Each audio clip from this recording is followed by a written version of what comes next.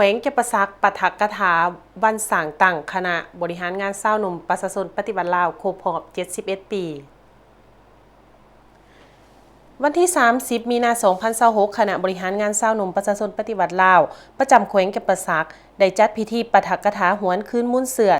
เนื่องในโอกาสวันสางตั้งคณะบริหารงานเศร้าหนุ่มประชาชนปฏิบัติลาวครบรอบ 71 ปี วันที่ 14 เมษายน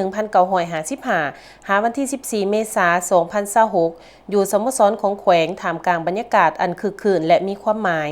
พิธีดังกล่าวได้รับเกียรติจากสหายสุภาพธรรมหักษาห้องเลขาคณะบริหารงานพรรคแขวงผู้สีนำเวียกงานการเมืองแนวคิดเวียกงานพรรคพนักงานและองค์การจะตั้งมหาชนเข้าร่วม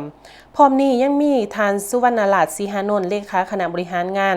สาวหนุ่มประชาชนปฏิบัติลาวประจำแขวงพร้อมด้วยอดีตการนำคณะบริหารงานกรรมการและเลขาห้องเลขาสาวหนุ่มจากแผนกการกลุ่มกองสถาบันการศึกษาและภาคส่วนเกี่ยวข้องเข้าร่วมอย่างคับคั่งในพิธีทานสุวรรณราชสีหานนท์ได้ขึ้นผ่านเอกสารหวนคืนมุ่นเสือคณะบริหารงานสาวหนุ่มประชาชนปฏิบัติลาวโดยได้ยกให้เห็นประวัติการกำเนิดการเติบใหญ่และบทบาทสำคัญของสาวหนุ่มในแต่ละระยะนับแต่การต่อสู้ปลดปล่อยศาสตร์ปี 1955 หา 1975 จนถึงระยะปกปักรักษาและพัฒนาประเทศศาสตร์พร้อมนั้นยังได้สะท้อนผลงานโดดเด่นใน5 ปีผ่านมาและกำหนดทิศทางการพัฒนาสาวหนุ่มเยาวชนในอนาคตในโอกาสนี้สหายสุภาพธรรมหักษาได้ให้คำโอล่มโดยเน้นหนักให้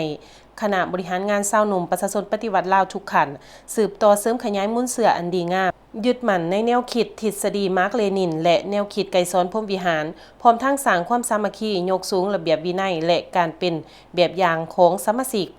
พร้อมกันนี้ยังได้เน้นให้สาวหนุ่มกล้าคิดกล้าเฮ็ดกล้าเปลี่ยนแปลงและกล้าเผยหน้าโตความจริงพัฒนาตนเองให้รอบด้านเพื่อเป็นกำลังแห่งสำคัญในการสืบทอดและพัฒนาศาสตร์พร้อมทั้งยกสูงจิตใจหักศาสตร์พึงพาตนเองและเสริมขยายการร่วมมือกับมิตรประเทศอย่างมีหลักการพิธีปาฐกถาในครั้งนี้เป็นอีกหนึ่งเหตุการณ์สำคัญที่ช่วยสร้างจิตสำนึกปลุกระดมพลังและสืบต่อมุ่นเสืออันดีงามของคณะบริหารงานสาวหนุ่มประชาชนปฏิวัติลาวให้แก่สาวหนุ่มเพื่อก้าวสู่อนาคตอย่างมั่นคง